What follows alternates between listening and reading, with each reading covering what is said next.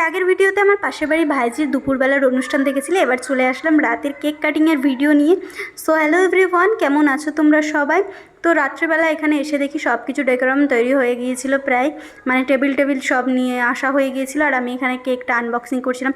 কেকটা এসছে বনগাঁ থেকে, আমাদের এখানে অনেকটা দূর থেকে এসছে, কিন্তু কেকটা এত সুন্দর প্যাকেজিং ছিল যে একটু কিচ্ছু হয়নি, একটু লাগেনি, কিচ্ছু হয়নি, পুরো সেফভাবে এসেছিলো, এত সুন্দরভাবে এসেছিলো যে কি বলবো। আর তোমরা প্লিজ ব্যাকগ্রাউন্ডের নয়েজটা স্কিপ করে দিও, কারণ আমি এমন জায়গায় আছি যে প্রচণ্ড নয়েজ হচ্ছিলো, আমি কোনো জায়গা পাচ্ছিলাম না ভিডিওর ভয়েস ওভার দেওয়ার। আর এখানে সব কিছু একদম রেডি, দেখতে পাচ্ছ তো কেমন লাগছে অবশ্যই তোমরা কমেন্ট করে জানিও।